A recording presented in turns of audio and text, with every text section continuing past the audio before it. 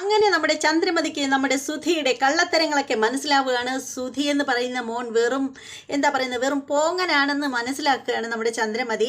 അപ്പോൾ അതെങ്ങനെയായിരിക്കും മനസ്സിലായിട്ടുള്ളത്, എന്തായിരിക്കും അതിനുണ്ടായ സാഹചര്യങ്ങൾ, അതേക്കുറിച്ചൊക്കെ അറിയാനായിട്ട് നിങ്ങൾ എല്ലാവരും ആകാംക്ഷയിലിരിക്കുകയാണെന്ന് എനിക്കറിയാം. അത് പറയാനായിട്ട് ഞാനിങ്ങനെ റെഡി ആയിട്ടിരിക്കുകയാണ്. പക്ഷേ അതിന് മുമ്പായിട്ട് ആരെങ്കിലും നമ്മുടെ ചാനൽ സബ്സ്ക്രൈബ് ചെയ്യാതെ ഉണ്ടെങ്കിൽ എത്രയും പെട്ടെന്ന് അങ്ങ് സബ്സ്ക്രൈബ് ചെയ്തേക്കൂ. അതോടൊപ്പം തന്നെ ബെല്ലൈക്കൻ കൂടി പ്രസ് ചെയ്യാനും മറക്കരുത്. അപ്പോൾ നമുക്ക് ഇന്നത്തെ എപ്പിസോഡിൻ്റെ റിവ്യൂവിലേക്ക് പോകാം. അങ്ങനെ നമ്മുടെ സച്ചി ഇങ്ങനെ വണ്ടി കഴുകിക്കൊണ്ടിരിക്കുകയാണ്. അപ്പോൾ നമ്മുടെ മഹേഷ് ഒപ്പം ഉണ്ട്. അപ്പോൾ നോക്കുമ്പോഴത്തേക്ക് രണ്ട് പേര് ഒരു ബൈക്കിൽ വരികയാണ്. അപ്പോൾ അവരുടെ വണ്ടി സ്റ്റാർട്ടാക്കാൻ പറ്റുന്നില്ല. അങ്ങനെ നിൽക്കുമ്പോഴത്തേക്ക് നമ്മുടെ മഹേഷ് അവരെ കാണുകയാണ്. അപ്പോൾ ഉടനെ തന്നെ മഹേഷ് സച്ചിയോട് പറയണേ, ഡാ സച്ചി, ദേ നോക്ക്, അങ്ങോട്ട് നോക്ക്, അവന്മാരെ കണ്ടില്ലേ, അവന്മാരാണ് നിൻ്റെ വണ്ടിയിൽ കഞ്ചാവ് വെച്ചത് എന്നിങ്ങനെ പറയുകയാണ്. അത് കേട്ട ഉടനെ നമ്മുടെ സച്ചിക്ക് ഹാലിളകുകയാണ്. സച്ചി ഡാ എന്നും പറഞ്ഞ് വിളിച്ചുകൊണ്ട് അവരുടെ പിന്നാലെ ചെല്ലുകയാണ്. അപ്പോൾ അവന്മാരിങ്ങനെ ഓടുമ്പോൾ നമ്മുടെ സച്ചി പിന്നാലെ ഓടുകയാണ്. ഒപ്പം മഹേഷും ഉണ്ട്. അങ്ങനെ ഓടി ഊടുവഴികളും കുറുക്ക് വഴികളും അങ്ങനെ പല വഴികളൊക്കെ ഇങ്ങനെ കടന്ന് പോകുമ്പോഴത്തേക്കിന് കുറേ പോച്ചകളും പോച്ചകളൊക്കെ കിടക്കുന്ന ഒരു സ്ഥലം വരികയാണ്. അവിടെ തട്ടിയടിച്ച് അതിലൊരാൾ വീഴുകയാണ്.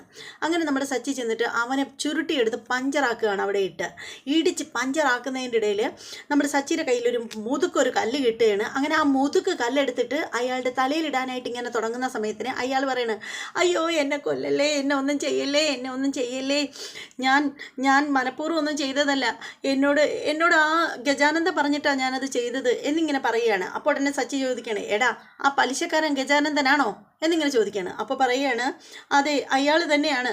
ഉടനെ തന്നെ നമ്മുടെ സച്ചി ആ കരിങ്കല്ല് അയാളുടെ തൊട്ടടുത്തേക്ക് തന്നെ എറിഞ്ഞു കളയുകയാണ്. അപ്പോഴത്തേക്ക് അയാൾ എഴുന്നേൽക്കുമ്പോഴത്തേക്ക് സച്ചി ഡാ എന്ന് പറഞ്ഞ് അടിക്കാനായിട്ട് ചെല്ലുമ്പോഴത്തേക്ക് നമ്മുടെ മഹേഷ് ഓടി വരികയാണ്. മഹേഷ് വരുമ്പോഴത്തേക്ക് മഹേഷിനെ കാണുമ്പോൾ ഈ പുള്ളിക്കാരനെ അങ്ങ് വിടും സച്ചി. അപ്പോൾ അയാൾ അങ്ങോട്ട് ഓടിപ്പോകുമ്പോഴത്തേക്ക് നമ്മുടെ മഹേഷ് പറയണേ, എടാ എന്തിനടാ അയാളെ വിട്ടത്, ദേ മറ്റോ ഓടി രക്ഷപ്പെട്ടു, ഇവനെ വിടണ്ടായിരുന്നല്ലോ. അപ്പോൾ ഉടനെ സച്ചി പറയണേ, എടാ ഇവനൊന്നും അല്ല ശരിക്കുള്ള പ്രശ്നക്കാരനെ അങ്ങ് അണിയറയ്ക്ക് അകത്തിരിക്കുകയാണ്, അവനെ വേണം നമുക്ക് പുറത്ത് കൊണ്ടുവരാൻ. ആരാണത്? അത് ആ പലിശക്കാരൻ ഗജാനന്ദനില്ലേ, അയാൾ അന്നം കൊടുത്ത് നിർത്തിയിരിക്കുന്ന ടീമുകളാണ് ഇവന്മാരെ കൊണ്ട് അയാളാണ് ചെയ്യിപ്പിച്ചത്. അപ്പോൾ കൊടുക്കാനുള്ളത് അയാൾക്കാണ് കൊടുക്കേണ്ടത് എന്നിങ്ങനെ പറയുകയാണ്. അവനെ ഞാനിന്ന് കൊല്ലും എന്ന് തന്നെ പറയുകയാണ് നമ്മുടെ സച്ചി. അതേ സമയത്തുണ്ടല്ലോ ശ്രുതിയും കൂടി തമ്മിലുള്ള കാര്യങ്ങളൊക്കെയാണ് കാണിക്കുന്നത്. പിന്നീട് നമ്മുടെ ശ്രുതി ക്ഷേത്രത്തിൽ പോയിട്ട് വന്നിട്ട് ഓർണമെൻറ്റ്സ് ഒക്കെ ഊരാൻ തുടങ്ങുകയാണ്. അപ്പോൾ നമ്മുടെ ശ്രുതി പറയാണ്, എൻ്റെ ശ്രുതി അതൊന്നും ഊരണ്ടടോ, അത് അവിടെ കിടന്നോട്ടെ, അല്ലാതെ തന്നെ കാണാൻ സുന്ദരിയാണ്, പക്ഷേ എന്നാലും അതൊക്കെ അവിടെ കിടന്നോട്ടെ എന്ന് പറയാണ്. അപ്പോൾ ആ സമയത്തിന് ശ്രുതി ചോദിക്കുകയാണ്, ശ്രുതി രാവിലെ തന്നെ ഭയങ്കര റൊമാൻസ് മൂഡിലാണല്ലോ, ഓ അതിനൊക്കെ രാവിലെ വൈകിട്ടെന്നൊക്കെ ഉണ്ടോ, റൊമാൻസ് എപ്പോഴും വേണേലും ഉണ്ടായിക്കൂടെ എന്നിങ്ങനെ ചോദിക്കുകയാണ് ശ്രുതി. അതിനുശേഷം ശ്രുതിയുടെ അടുത്തേക്ക് ചെല്ലുകയാണ്. എന്നിട്ട് ശ്രുതിയുടെ കയ്യിൽ ഇങ്ങനെ പിടിക്കുകയാണ്. എന്നിട്ട് പറയുകയാണ്, ശ്രുതി നീ ക്ഷേത്രത്തിൽ ചെന്നിട്ട് കുറേ നേരം നിന്ന് പ്രാർത്ഥിക്കുന്നത് ഞാൻ കണ്ടല്ലോ, എന്താ ഇതിനു വേണ്ടി നീ പ്രാർത്ഥിച്ചത്, നീ എന്നോട് പറ, എന്തൊക്കെയാണ് നീ പ്രാർത്ഥിച്ചത്. ഉടനെ തന്നെ നമ്മുടെ ശ്രുതി പറയാണ്, ഏയ് അതൊന്നും പറയാൻ പാടില്ല ശ്രുതി, അതെന്താ എന്നോട് പറഞ്ഞാൽ, അതങ്ങനെ ആരോടും പറയാൻ പാടില്ല. നമ്മൾ ക്ഷേത്രത്തിൽ ചെന്നിട്ട് പ്രാർത്ഥിക്കുന്ന കാര്യം നമ്മളും ആ മൂർത്തിയും മാത്രമേ അറിയാവൂ, അല്ലാതെ മൂന്നാമതൊരാൾ അറിയാൻ പാടില്ല. അതെന്താ ശ്രുതി, ഞാൻ നിനക്ക് മൂന്നാമനാണോ എന്നിങ്ങനെ ചോദിക്കുകയാണ്. അപ്പോൾ ശ്രുതി പറയണം, ശ്രുതി നീ മൂന്നാമനൊന്നും അല്ല, പക്ഷേ അങ്ങനെയാണ് പറയുന്നത്, അങ്ങനെ നമ്മൾ മറ്റൊരാളോട് തുറന്നു പറഞ്ഞാലുണ്ടല്ലോ അത് പിന്നെ ഫലിക്കില്ല, അതുകൊണ്ടാണ്. അപ്പോൾ ഉടനെ ശ്രുതി പറയണം, അത് പറ്റില്ല ശ്രുതി, ഞാൻ എൻ്റെ ജീവിതത്തിൽ എന്തുണ്ടെങ്കിലും ഞാൻ നിന്നോട് തുറന്നു പറഞ്ഞിട്ടുണ്ട്, എന്തും തുറന്നു പറയുകയും ചെയ്യും, പക്ഷെ നീയും അങ്ങനെ തന്നെ ആവണമെന്ന് എനിക്ക് നിർബന്ധമുണ്ട്. എൻ്റെ അടുത്ത് നിന്ന് നീ ഒന്നും ഒളിച്ചു പിടിക്കാൻ പാടില്ല, അതെനിക്ക് സഹിക്കാൻ പറ്റില്ല, അത് ചിലപ്പോൾ എനിക്ക് ക്ഷമിക്കാനും പറ്റിയെന്ന് വരില്ല, അതുകൊണ്ട് എന്നോട് എന്തുണ്ടെങ്കിലും നീ തുറന്നു പറയണം എന്ന് തന്നെ ശ്രുതി പറയുകയാണ്. അത് കേൾക്കുമ്പോൾ ശ്രുതി ഇങ്ങനെ വല്ലാണ്ടാവുകയാണ്. ശ്രുതിക്ക് പെട്ടെന്ന് ഓർമ്മ വരുന്നത് കുഞ്ഞിൻ്റെ കാര്യമാണ്, ആദിക്കുട്ടൻ്റെ കാര്യമാണ് ഓർമ്മ വരുന്നത്. ആദ്യം ഓടി വന്നിട്ട് ആൻറ്റി എന്ന് പറഞ്ഞിട്ട് നമ്മുടെ ശ്രുതിയെ കെട്ടിപ്പിടിക്കുന്ന ആ ഒരു സംഭവമൊക്കെ നമ്മുടെ ശ്രുതി ഓർത്തെടുക്കുകയാണ്. പെട്ടെന്ന് തന്നെ നമ്മുടെ ശ്രുതി അസ്വസ്ഥയാവുകയാണ്. അപ്പോൾ ശ്രുതി ചോദിക്കുകയാണ്, ശ്രുതി എന്താ നിൻ്റെ മുഖം വല്ലാണ്ടായത്, നീ നല്ല ഹാപ്പി ആയിരുന്നല്ലോ, പെട്ടെന്ന് എന്താ പറ്റിയത്. ഏയ് ഒന്നുമില്ല ശ്രുതി, ഒന്നുമില്ലെന്നല്ലല്ലോ, നീ ഓക്കെ അല്ലേ? ആ അതെ, കുഴപ്പമൊന്നുമില്ല എന്നിങ്ങനെ പറയുകയാണ്. അതേസമയം ഉണ്ടല്ലോ നമ്മുടെ ചന്ദ്രമതി ഇങ്ങനെ ടെൻഷൻ അടിച്ച് ഇങ്ങനെ നിൽക്കുകയാണ്. അപ്പോൾ ആ സമയത്തിന് നമ്മുടെ ഭാമ നേരെ ചെന്നിട്ട് നമ്മുടെ രേവതിയുടെ അടുത്തേക്ക് ചെല്ലുകയാണ്. രേവതി അടുക്കളയൊക്കെ തുടച്ചെടുക്കുകയാണ്, ടൈലിൻ്റെ പുറമൊക്കെ ഇങ്ങനെ തുടച്ചെടുക്കുകയാണ്. അപ്പോൾ ആ സമയത്തിന് ഭാമ അടുത്ത് നിന്നിട്ട് പറയാണ്, ആ രേവതി, നിന്നെ ഇന്ന് ക്ഷേത്രത്തിൽ വെച്ച് ഞാൻ കണ്ടായിരുന്നു, പിന്നെ അടുത്ത് വന്നില്ലെന്നേ ഉള്ളൂ. നീ രാവിലെ ക്ഷേത്രത്തിൽ വന്നായിരുന്നോ? നിനക്ക് പിന്നെ ചന്ദ്രയോട് വരാഞ്ഞത് എന്താ എന്നൊക്കെ ചോദിക്കുകയാണ്. അപ്പോൾ രേവതി പറയുകയാണ്, അല്ല ആൻറ്റി, ഞാൻ ക്ഷേത്രത്തിൽ വരണമെന്നൊന്നും വിചാരിച്ച് നിന്നതൊന്നുമല്ല, പക്ഷേ അദ്ദേഹം വന്നിട്ട് പറഞ്ഞു പെട്ടെന്ന് റെഡിയായിട്ട് കൂടെ ചെല്ലാൻ, അതുകൊണ്ട് വന്നതാണ്. പക്ഷേ ക്ഷേത്രത്തിൽ വെച്ചിട്ട് നിൻ്റെ ഒപ്പം ആരോ നിൽക്കുന്നത് ഞാൻ കണ്ടല്ലോ. നീ ആരോടോ നീയും സച്ചിയൊക്കെ സംസാരിച്ച് നിൽക്കുന്നത് കണ്ടല്ലോ. ആരാ ആ ആള്? അപ്പോൾ ഉടനെ രേവതി പറയണം, ആ അത് അദ്ദേഹത്തിൻ്റെ ഒരു പരിചയക്കാരനാണ്. നിങ്ങൾ എന്താ സംസാരിച്ചത്? അതെന്തൊക്കെയോ നാട്ടുകാര്യങ്ങളൊക്കെ സംസാരിച്ചതാണെന്ന് തോന്നുന്നു എന്നിങ്ങനെ പറഞ്ഞ് രേവതി ഒഴിഞ്ഞു മാറുകയാണ്. അപ്പോൾ ഭാമയ്ക്ക് സമാധാനമായി. ഭാമ പറയണേ, ഓ അങ്ങനെയായിരുന്നോ, എങ്കിൽ ശരി, ഞാൻ പോട്ടെ മോളെ. ആൻറ്റിക്ക് ചായ വല്ലതും വേണോ? ഏയ് എനിക്കൊന്നും വേണ്ട, ഞാൻ പിന്നെ ഇവിടെ വന്നപ്പോഴത്തേക്ക് നിന്നെ കാണാതെ എങ്ങനെയാ പോവുക, അതുകൊണ്ട് നിൻ്റെ അടുത്തേക്ക് വന്നേ ഉള്ളൂ എന്ന് പറഞ്ഞിട്ട് നമ്മുടെ ഭാമ കയറി പോവുകയാണ്. അങ്ങനെ മുകളിൽ ചെല്ലുമ്പോഴത്തേക്ക് നോക്കുമ്പോൾ നമ്മുടെ ചന്ദ്രമതി ടെൻഷൻ അടിച്ച് ഇങ്ങനെ നിൽക്കുകയാണ്, ചത്തതി പാതി നിൽക്കുകയാണ്. അപ്പോൾ ചെല്ലുകയാണ് നമ്മുടെ ഭാമ ചെന്നിട്ട് പറയണേ, എൻ്റെ ചന്ദ്രേ, ഇനിയെങ്കിലും നീ ഒന്ന് റിലാക്സ് ആവുക, വേറെ പ്രശ്നമൊന്നുമില്ല. സച്ചി അയാളും തമ്മിൽ അതൊന്നും അല്ല സംസാരിച്ചത്. രേവതിയോട് ഞാൻ ചോദിച്ചപ്പോൾ എനിക്ക് മനസ്സിലാക്കാൻ പറ്റിയത് സച്ചി അയാൾ നല്ല ഫ്രണ്ട്ഷിപ്പിലാണ്, അപ്പോൾ അയാളോട് കാര്യങ്ങൾ സംസാരിച്ചതാണ്. അയ്യോ, ഇനി അയാൾ സച്ചിയോട് പറയുമോ വല്ലതും? അപ്പോൾ ഉടനെ ഭാമ പറയണേ, എൻ്റെ ചന്ദ്രേ, നീ അവൻ്റെ അമ്മയാണെന്നുള്ള കാര്യമൊന്നും അയാൾക്ക് അറിയില്ല, പിന്നെ അവർ പരിചയക്കാരായതുകൊണ്ട് അവർ തമ്മിൽ സംസാരിച്ച് നിന്നതാണെന്നാണ് രേവതി പറഞ്ഞത്. അപ്പോൾ അങ്ങനെ വല്ലതും ആയിരുന്നെങ്കിൽ രേവതി എന്നോട് പറഞ്ഞേനെ, അതുകൊണ്ട് നീ ഒട്ടും പേടിക്കണ്ട എന്നിങ്ങനെ നമ്മുടെ ഭാമ പറഞ്ഞ് സമാധാനിപ്പിക്കുകയാണ് ചന്ദ്രമതിയെ. അപ്പോൾ ചന്ദ്രമതി പറയണേ, എൻ്റെ ഭാമേ, ഇനിയിപ്പോൾ ഞാൻ എന്താ ചെയ്യുന്നത്? ഞാൻ എവിടെ നിന്ന് എടുത്തിട്ട് അയാൾക്ക് പൈസ കൊടുക്കും? അയാൾ പറഞ്ഞത് നീയും കേട്ടില്ലേ, അയാൾക്ക് മുതലും പലിശയൊക്കെ കൊടുക്കണം. പക്ഷേ പലിശ തീർത്തും കൊടുത്തിരുന്നെങ്കിൽ ഇത്തിരിയെങ്കിലും അയാൾ ക്ഷമിച്ചേനെ. വീട്ടിൽ നിന്ന് എല്ലാവരെയും കൊണ്ടു ചെല്ലാമെന്നും അല്ലേ പറഞ്ഞിരിക്കുന്നത്, നമ്മൾ ഇനി എന്ത് ചെയ്യും? അപ്പോഴത്തേക്ക് നമ്മുടെ ഭാമ പറയണേ, എൻ്റെ ചന്ദ്രേ, നീ പലിശ എങ്ങനെയെങ്കിലും ഒപ്പിക്കേ. പലിശ പൈസ കയ്യിൽ കിട്ടിക്കഴിയുമ്പോൾ ഒരു പക്ഷേ അയാൾ ഒന്നും പറയില്ലായിരിക്കും. ഇനിയിപ്പോൾ എവിടെ നിന്ന് എടുത്തിട്ട് ഞാൻ പലിശ ഉണ്ടാക്കും? എൻ്റെ ഭാമ, ഞാൻ എന്ത് ചെയ്യാനാ? എൻ്റെ കാലും കൈയും വിറയ്ക്കുന്നു. ഇനിയിപ്പോൾ എന്തെന്നൊന്നും പറഞ്ഞിട്ട് കാര്യമില്ല ചന്ദ്രേ, പൈസ കിട്ടിയേ പറ്റൂ. അപ്പോൾ ഉടനെ ചന്ദ്രമതി പറയണം, ഒരു കാര്യം ചെയ്യാം, നീ എൻ്റെ കൂടെ വാ ഭാമേ എന്നിങ്ങനെ പറയുകയാണ്. എന്നിട്ട് ശ്രുതിയുടെ മുറിയുടെ അടുത്തേക്ക് പോവുകയാണ്. അപ്പോൾ ആ സമയത്തിന് ചന്ദ്രമതിയെ കണ്ടിട്ട് ശ്രുതി ഓടി വന്ന് ഇങ്ങനെ കെട്ടിപ്പിടിക്കുകയാണ്, സ്ഥിര നമ്പർ. എന്നിട്ട് നമ്മുടെ ശ്രുതി പറയണം, hi aunty, thanks aunty, thanks. എന്തിനാ മോളിപ്പോൾ എന്നോട് താങ്ക്സ് പറഞ്ഞത്? അത് ആൻറ്റി, അത് പിന്നെ ആൻറ്റി കാരണമല്ലേ എനിക്ക് ഇത്രയും നല്ലൊരു ജീവിതം കിട്ടിയത്, അതുകൊണ്ടാണ് ഞാൻ ആൻറ്റിയോട് താങ്ക്സ് പറയുന്നത് എന്നിങ്ങനെ പറയുകയാണ്. അപ്പോൾ ചന്ദ്രമതി പറയണം, അതിങ്ങനെ മോളെപ്പോഴും പറയണ്ട, മോളെ കിട്ടിയതല്ലേ ആൻറ്റിയുടെ ഏറ്റവും വലിയ ഭാഗ്യമാണ്. ഈ തങ്കക്കട്ടിയെ ആൻറ്റിക്ക് എന്നും കണ്ടുകൊണ്ടിരിക്കാമല്ലോ എന്നൊക്കെ പറഞ്ഞിട്ട് ഇങ്ങനെ ശ്രുതിയുടെ താടിയിലൊക്കെ ഇങ്ങനെ പിടിക്കുകയൊക്കെ ചെയ്യുന്നുണ്ട്. അപ്പോൾ അതിന് ശേഷമാണെങ്കിൽ നമ്മുടെ ശ്രുതിയോട് നമ്മുടെ ചന്ദ്രമതി പറയുകയാണ്, മോളെ, ആൻറ്റിക്ക് ഒരു കാര്യം പറയാനുണ്ടായിരുന്നു. എന്താ ആൻറ്റി?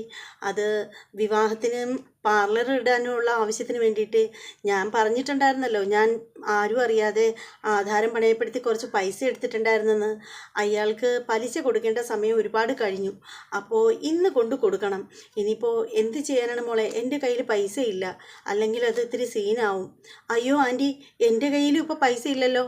പക്ഷേ എൻ്റെ കയ്യിൽ പൈസയൊക്കെ ഉണ്ടായിരുന്നു, പക്ഷേ അത് വിവാഹം ആയപ്പോഴത്തേക്ക് ചിലവായിപ്പോയി ആൻറ്റി. ഇപ്പോൾ എൻ്റെ ഒരു 10,000 രൂപ കാണും, ഞാനതെടുത്ത് തരട്ടെ ആൻറ്റി? അയ്യോ മോളെ, 10,000 രൂപയോ? അത് കിട്ടിയാൽ ഒരു കാര്യവും നടക്കില്ല. ഇനിയിപ്പോൾ ഞാൻ എന്താ ചെയ്യാം? ആൻറ്റി, ഒരു ഐഡിയ ഉണ്ട്, എൻ്റെ കൈ കിടക്കുന്ന ഈ വള ഞാൻ ഊരി തരട്ടെ? അപ്പോൾ ഉടനെ ശ്രുതി പറയണ, വേണ്ട, വളയൊന്നും ഊരി കൊടുക്കണ്ട. നിൻ്റെ കയ്യിൽ നിന്ന് ആ വള പോയാലുണ്ടല്ലോ കൈ കാണാൻ ഒരു അഭംഗിയായിരിക്കും, അതുകൊണ്ട് കൊടുക്കണ്ട. ഉടനെ നമ്മുടെ ശ്രുതി പറയണ, അതൊന്നും സാരമില്ല ശ്രുതി, ആൻറ്റി എനിക്ക് വേണ്ടിയിട്ടല്ലേ ഈ ടെൻഷൻ എടുത്ത് തലയിൽ വെച്ചത്, അതുകൊണ്ട് ആൻറ്റിയെ സഹായിക്കുക എന്നുള്ളത് നമ്മുടെ ആവശ്യമാണ്. പിന്നെ ഈ മാസം എങ്ങനെയെങ്കിലും ആൻറ്റി ഈ വള കൊണ്ടുവന്ന് പണയം വിൽക്കുകയൊക്കെ ചെയ്തിട്ട് കടത്തിൽ നിന്ന് പലിശയിൽ നിന്ന് ആൻറ്റി ഒന്ന് റിലാക്സ് ആവുക. അടുത്ത മാസം തൊട്ട് കറക്റ്റായിട്ട് പലിശ കൊടുക്കാനായിട്ട് ഞാൻ തരാം എന്നിങ്ങനെ പറയുകയാണ് നമ്മുടെ ശ്രുതി. അതിനുശേഷം ശ്രുതി ഇങ്ങനെ വളയിൽ പിടിച്ചിട്ട് ഇങ്ങനെ ഊരാനായിട്ട് ശ്രമിക്കുകയാണ്. ഊരി വരുന്നില്ല. കാരണം എന്താണെന്ന് അറിയണ്ടേ, പുള്ളിക്കാരത്തി വള ശരിക്കും ഊരാൻ ശ്രമിക്കുകയല്ല, വള ഇങ്ങനെ പിടിച്ചിട്ട് ഊരാൻ ശ്രമിക്കുന്നതായിട്ട് നമ്മുടെ ചന്ദ്രമതിയെ കാട്ടുക മാത്രമാണ് നമ്മുടെ ശ്രുതി ചെയ്യുന്നത്. പകരം വള ഊരുന്നില്ല, ചന്ദ്രമതിയെ തെറ്റിദ്ധരിപ്പിക്കുന്നു. അതാണ് ശ്രുതി ചെയ്തുകൊണ്ടിരിക്കുന്നത്. അപ്പോൾ ശ്രുതി പറയുന്നുണ്ട്, വേണ്ട ശ്രുതി, അത് ഊരി കൊടുക്കണ്ട, പൈസയൊക്കെ അമ്മ എങ്ങനെയെങ്കിലും സെറ്റാക്കിക്കോളും, നീ ഈ ആവശ്യമില്ലാത്ത കാര്യത്തിനൊന്നും പോകണ്ട, നിന്റെ വള നീ കൊടുക്കണ്ട എന്നിങ്ങനെ ശ്രുതി പറയുമ്പോൾ ഇങ്ങനെ ഭാമ ഇങ്ങനെ അന്തം വിട്ട് നോക്കുകയാണ് ശ്രുതിയുടെ മുഖത്ത്. അതുപോലെ ചന്ദ്രമതി ഇങ്ങനെ അന്തം വിട്ട് നോക്കുകയാണ്. ശ്രുതിയുടെ ഭാഗത്ത് നിന്ന് ഇങ്ങനെ ഒരു നീക്കം ഒരിക്കലും അവർ പ്രതീക്ഷിച്ചിട്ടില്ല. അങ്ങനെ നമ്മുടെ ശ്രുതിയോട് അവസാനം നമ്മുടെ ചന്ദ്രമതി പറയാണ്, വേണ്ട മോളെ, മോളുടെ വള ഊരണ്ട, ആ വള ഊരി വിൽക്കാനാണെങ്കിൽ എനിക്കും ഉണ്ടല്ലോ വളകൾ, അപ്പോൾ അതെങ്ങനെയെങ്കിലും ഞാൻ ഈ മാസം മറിച്ച് ശരിയാക്കിക്കോളാം, മോൾ സമാധാനമായിട്ടിരിക്കെ എന്ന് പറഞ്ഞിട്ട് നമ്മുടെ ചന്ദ്രമതി ഇങ്ങനെ പറയുമ്പോഴത്തേക്ക് ഭാമ പറയാണ്, എൻ്റെ ശ്രുതി, നീ ഇങ്ങനെ നിൽക്കാതെ നിനക്ക് എന്തെങ്കിലും ജോലിക്ക് പൊയ്ക്കൂടെ, എത്രയെന്ന് പറഞ്ഞാൽ ഇങ്ങനെ വീട്ടിൽ കയറിയിരിക്കുന്നത്. അപ്പോൾ ഉടനെ ശ്രുതി പറയണ, എനിക്ക് ജോലിക്ക് പോകണമെന്ന് ആഗ്രഹമില്ലഞ്ഞിട്ടാണോ, എനിക്കൊരു ജോലി ഒത്തു വരണ്ടേ, വരും വരും എന്നിങ്ങനെ പറയണ ഭാമ. അതിനുശേഷം ഭാമ പറയണ, ബാ ചന്ദ്രേ എന്ന് പറഞ്ഞിട്ട് ചന്ദ്രയും വിളിച്ചുകൊണ്ട് താഴോട്ട് പോകാനായിട്ട് തുടങ്ങുമ്പോൾ ശ്രുതി ചോദിക്കുകയാണ്, ശ്രുതി, നിനക്ക് എന്തെങ്കിലും ഒരു ജോലിക്ക് പോകണം കേട്ടോ, ഇങ്ങനെ നിന്നാൽ പറ്റില്ല. എൻ്റെ ശ്രുതി, അങ്ങനെ ഏതെങ്കിലും ഒരു ജോലിക്ക് പോകാനൊന്നും എനിക്ക് പറ്റില്ല. എൻ്റെ ക്വാളിഫിക്കേഷന് പറ്റിയ ജോലി തന്നെ എനിക്ക് വേണം. എൻ്റെ പഠിത്തത്തിന് അടിസ്ഥാനമായ ജോലിയല്ലാതെ മറ്റൊരു ജോലിക്ക് ഞാൻ പോവില്ല. എനിക്ക് എൻ്റെ സ്റ്റാറ്റസ് നോക്കണ്ടേ എന്നിങ്ങനെ പറഞ്ഞിട്ട് ശ്രുതി അകത്തോട്ട് കയറി പോവുകയാണ്. അപ്പോൾ ആ സമയത്തിന് ഭാമ പറയാണ്, എൻ്റെ ചന്ദ്രേ, നിൻ്റെ മോൻ പറഞ്ഞത് കേട്ടില്ലേ. അപ്പോൾ ഉടനെ ചന്ദ്രമതി പറയാണ്, നീ അതൊന്നും ശ്രദ്ധിക്കേണ്ട ഭാമേ, അവളെ മിടുക്കിയാണ്, അവൾ അവനെ ജോലിക്ക് പറഞ്ഞു വിട്ടോളും എന്നും പറഞ്ഞിട്ട് താഴേക്ക് വരികയാണ്. അപ്പോൾ ആ സമയത്തിന് നമ്മുടെ രേവതി അടുക്കളയിൽ നിൽക്കുകയാണ്. അപ്പോൾ അങ്ങോട്ട് ചെല്ലുകയാണ് നമ്മുടെ ചന്ദ്ര അങ്ങോട്ടേക്ക് ചെല്ലുകയാണ്. ചെന്നിട്ട് പറയുകയാണ്, ആ രേവതി, ഇവിടെ നീ എന്തിനാടി രാവിലെ അമ്പലത്തിൽ വന്നത്? അപ്പോൾ ഇങ്ങനെ രേവതി മിണ്ടാതെ നിൽക്കുകയാണ്. നിന്നോട് ചോദിച്ചത് കേട്ടില്ലേ, എന്തിനാ നീ അമ്പലത്തിൽ വന്നത്? അപ്പോൾ രേവതി പറയണ, അത് അദ്ദേഹം പറഞ്ഞിട്ട്. നീ എന്നോട് ചോദിച്ചോ? നിനക്ക് എന്നോട് ചോദിക്കണമെന്ന് തോന്നിയില്ലേ? ഈ വീട്ടിൽ നിന്ന് നീ പുറത്തിറങ്ങിയ ഞാൻ അറിയണം. എന്നോട് ചോദിച്ച് അനുവാദം മേടിക്കാതെ എങ്ങും പോവരുത്. അപ്പോൾ ഉടനെ രേവതി പറയണ, അത് എൻ്റെ ഭർത്താവാണ് എന്നെ കൊണ്ടുപോയത്. എൻ്റെ ഭർത്താവ് എന്നെ വിളിക്കുന്നിടത്ത് എനിക്ക് പോയേ പറ്റൂ എന്നിങ്ങനെ പറയുകയാണ്. അപ്പോൾ ചന്ദ്രമതി പറയണ, ഹാ കൊള്ളാലോടി, ഇപ്പം വന്ന് നീ എന്നോട് തെറുതൽ പറയുന്നു. അല്ല, ചോറും കൂട്ടാനൊക്കെ റെഡിയായോ? ഉടനെ രേവതി പറയണ, കറികളെല്ലാം ഞാൻ വെച്ചിട്ടുണ്ടമ്മേ. അപ്പോൾ പിന്നെ ചോറ് ആര് വന്ന് വയ്ക്കും? അമ്മയല്ലേ പറഞ്ഞിട്ടുള്ളത്, അരിക്കലത്തിൽ തൊടരുത്, അരി അളക്കരുത്, ചോറ് വയ്ക്കാനുള്ള അരി അമ്മ അളന്നു തരും എന്നൊക്കെയല്ലേ പറഞ്ഞിരുന്നത്. അമ്മ അരി എടുത്ത് വെക്കാതെ പോയിട്ടല്ലേ, അതുകൊണ്ടാണ് വെക്കാഞ്ഞത്. ആഹാ, നീ ഇപ്പം തിരിഞ്ഞു കൊത്തുവാണോടി? അപ്പോൾ ഉടനെ രേവതി പറയണേ, ഞാൻ തിരിഞ്ഞു കൊത്തേയല്ല, മറിഞ്ഞും കൊത്തേയല്ല, തിരിഞ്ഞും മറിഞ്ഞൊന്നും ഞാൻ കൊത്തുന്നില്ല എന്നിങ്ങനെ പറയണം. അപ്പോൾ ഉടനെ ചന്ദ്രമതി ചോദിക്കണം, ഓഹോ, നിനക്ക് നിൻ്റെ ഭർത്താവിൻ്റെ കൂടി സച്ചി പറയുന്നത് കേട്ട് അതുപോലെ തന്നെ നീ തിരിച്ച് സംസാരിച്ച് തുടങ്ങിയോ എന്നിങ്ങനെ പറയുമ്പോൾ രേവതി ഇങ്ങനെ മൈൻഡ് ചെയ്യാതെ നിൽക്കുകയാണ്. അങ്ങനെ ചന്ദ്രമതി അരി അളന്ന് അങ്ങോട്ട് മാറ്റി വയ്ക്കുകയാണ്. എന്നിട്ട് രേവതിയോട് പറയണം, ഇത് എത്രയും പെട്ടെന്ന് ചോറാക്കി ഇവിടെ വെച്ചേക്കണം, നല്ല നല്ല കറികളും വെക്കണം. ദേ, നിൻ്റെ കണക്ക് 3 നേരവും ചുമ്മാ വെട്ടി വിഴുങ്ങിക്കൊണ്ടിരിക്കുന്നവളല്ല ശ്രുതി. അവൾക്ക് ജോലിക്ക് പോകണം. അവൾക്ക് പോകുന്ന സമയത്ത് നല്ല വായ്ക്ക് രുചിയായിട്ട് ഭക്ഷണം കൊടുത്തു വേണം വിടാൻ. മര്യാദയ്ക്ക് പറഞ്ഞു കേട്ടില്ലേടി എന്ന് പറഞ്ഞിട്ട് ചന്ദ്രമതി ഒരു പോക്കങ്ങ് പോവുകയാണ്.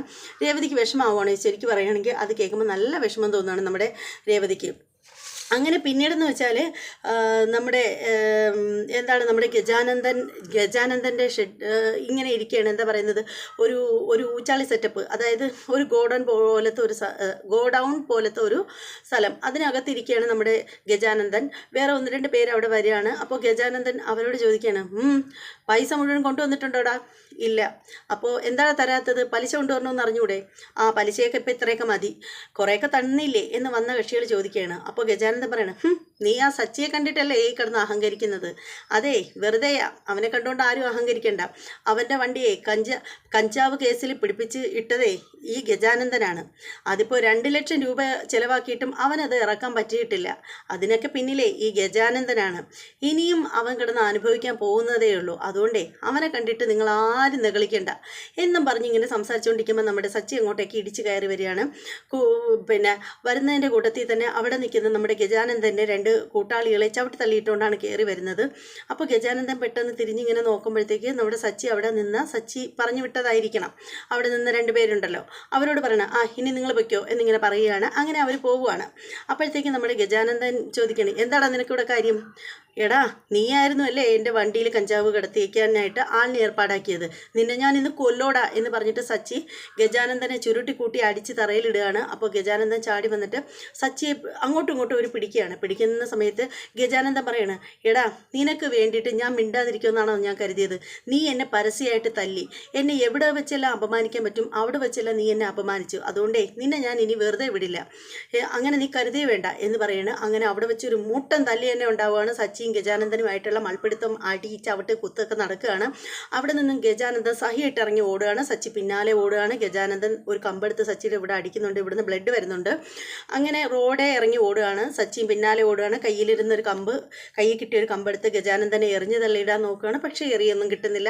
അങ്ങനെ ഗജാനന്ദൻ ഇങ്ങനെ പാഞ്ഞുകൊണ്ട് പോകുമ്പോൾ സച്ചി കൊലവിളിയുമായിട്ട് പിറകെ പോകുമ്പോഴത്തേക്കും നമ്മുടെ ശ്രീകാന്തിനെ കാണുകയാണ്. ശ്രീകാന്ത് പറയാണ്, ഏട്ടാ ഇത് എങ്ങോട്ടാണ് ഓടുന്നത്, നിൽക്കി ഏട്ടാ നിൽക്കാനെന്ന് പറഞ്ഞിട്ട് നമ്മുടെ സച്ചി അവിടെ പിടിച്ച് തടഞ്ഞു നിർത്തുകയാണ്. അതിനുശേഷം പറയുകയാണ്, ഏട്ടനെ നെറ്റി മുറിഞ്ഞിരിക്കുന്നല്ലോ, എന്ത് ചെയ്തത്? അത് അവ അടിച്ചതാണ്. എന്നാൽ ഇപ്പോൾ ഹോസ്പിറ്റലിൽ പോകണമെന്ന് പറഞ്ഞിട്ട് ശ്രീകാന്ത് നിർബന്ധിച്ച് വണ്ടിയിൽ പിടിച്ച് കയറ്റിയിട്ട് കൊണ്ടുപോവുകയാണ് സച്ചിയെ. അതേസമയത്ത് ചന്ദ്രമതിയും ഭാമയും കൂടി മുതലും പലിശയും കൊണ്ടിട്ട് നമ്മുടെ പലിശക്കാരൻ്റെ അടുത്തേക്ക് ചെല്ലുകയാണ്. അപ്പോൾ പലിശക്കാരൻ അകത്തേക്ക് കടന്നു വരാനായിട്ട് പറയുകയാണ്. അപ്പോൾ അവരവിടെ ചെല്ലുമ്പോൾ പലിശക്കാരൻ ചോദിക്കുകയാണ്, ചന്ദ്രയെ വീട്ടിൽ നിന്ന് ആളുകളെ കൊണ്ടുവരണമെന്ന് പറഞ്ഞിട്ട് കൊണ്ടുവന്നില്ലേ എന്നിങ്ങനെ ചോദിക്കുമ്പോൾ ചന്ദ്രമതി പറയുകയാണ്, ഇല്ല, ആരെയും കൊണ്ടുവന്നില്ല എന്ന് പറയുമ്പോഴത്തേക്ക് അയാൾ ഇങ്ങനെ തുറച്ചു നോക്കിക്കൊണ്ടിരിക്കുകയാണ്. അത് കാണിച്ച് ഇന്നത്തെ എപ്പിസോഡ് തീരുകയാണ്. എന്തായാലും ഇന്നത്തെ ചെമ്പനീർ പൂവ് എപ്പിസോഡ് അടിപൊളിയായിരുന്നു എന്നുള്ള കാര്യത്തിൽ തർക്കമില്ലല്ലോ. അപ്പോൾ ഇത് ഇഷ്ടപ്പെട്ടവരെല്ലാവരും ലൈക്ക് ചെയ്യുക, ഷെയർ ചെയ്യുക, കമൻറ്റ് ചെയ്യുക. ഇനി മറ്റൊരു എപ്പിസോഡിൻ്റെ റിവ്യൂമായിട്ട് ഉടനെ വരാം. അതുവരെ എല്ലാവർക്കും ബൈ.